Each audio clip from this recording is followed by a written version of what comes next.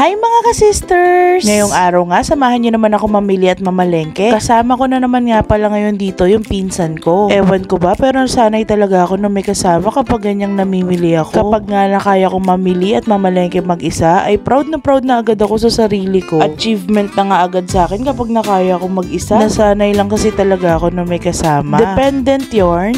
Eto na nga at nandito na kami sa Ever. Dito talaga ako lagi namimili ng mga kailangan namin para sa bahay. Bukod nga sa mura na dito, kumpleto pa. Wala na naman yan stock sa bahay, kaya nga ito't namili na ako. Masaya na naman nga ako kasi nga't eto may stock na naman kami ng mga pagkain. Isa nga rin talaga to sa nakakapagpasaya sa ating mga nanay. At eto nga, dito na kami sa palengke. Bibili na nga muna kami ng bigas at eto nga, nakita ko pa nga yung ate ko dyan, pati yung bunso kong kapatid. Namimili nga rin sila ng ulam nila. At ayan na nga, fast forward, pauwi na rin kami at sisimulan ko na nga rin magluto na itong apritadang manok. Naghiwa na nga muna ako ng mga rekado dyan. Dito nga sa pagluluto ng apritada ay kakailanganin natin ng bawang, sibuyas, kamatis, patatas, carrots at bell pepper. Na-miss ko rin talaga tong may sarsang ulam, kaya ayan, ito naman ang lulutuin ko. Masarap din talaga tong apritadang manok, lalo na kapag gamay mo na ang pagluluto nito. Gustong gusto ko nga rin talaga tong ganitong ulam na may sarsa, lalo na yung kaldereta. Sa susunod nga, yun naman ang lulutuin ko, kalderetang baka. Iba-vlog nga rin natin yun kasi yun talaga yung pinaka-paborito kong ulam sa lahat. Wala rin naman talagang halos pinagkaiba tong pagluluto ng apritada, pati na rin kaldereta at pati na rin ang menudo. Kasi pare-parehas lang din naman ang sangkap, merong patatas, carrots at bell pepper. Nasa paraan mo na nga lang rin ang pagluluto ang pagkakaiba-iba nila. Eto nga, bago nga ako magsimula magluto, minarinate ko muna tong mga manok na gagamitin natin. Minarinate ko muna ito sa may toyo, kalamansi at paminta. Mas masarap din talaga ang karne kapag minamarinate muna bago isangkot siya. Ayan na mga sangkap, simulan na natin magluto. Sa mainit nga na kawali, naglagay na ako ng isang kutsarang butter at mantika. Isasangkutsa ko nga muna itong patatas at carrots. Mas masarap din kasi talaga kapag sinasangkutsa muna mga gulay bago ilagay sa lulutuin. Saglit ko na nga rin isinangkutsa itong bell pepper bago nga tuluyang maluto itong patatas at carrots. Pagkatapos nga isangkutsa mga ilalagay na gulay, eto nagisa na ako ng bawang at sibuyas. Nang matusta na nga, sinunod ko na rin agad itong mga kamatis. Mas okay nga sana kung kamatis nga lang ang inilagay ko dito, wala ng tomato sauce. Kaso nga lang ay feeling ko kukulangin tong nabili kong kamatis. Kaya nga ilalagay ko na lang din tong stock na tomato sauce dito sa bahay. Nang masangkot siya nga mabuti ang sibuyas, bawang at kamatis, ayan nilagay ko na rin ng ganitong mga manok. Nagtimpla na nga rin ako ng paminta at magic sarap dyan bago inilagay itong tomato sauce. Naglagay na nga rin ako ng konting asukal para pampabalanse ng lasa. Hinalo-halo ko na nga lang rin na mabuti hanggang sa eto at magmantika na siya. Ilang minuto ko na nga lang rin hinayaan kumulo hanggang sa eto magmantika na nga. At nang makita ko ang luto na, eto nilagay na natin ang mga sinangkotsa natin gulay kanina at okay na yan. Hanggang dito na nga lang muna ang video natin mga ka-sisters. Wala nga muna tayong taste test ngayon. Happy eating everyone! Thank you for watching! Bye!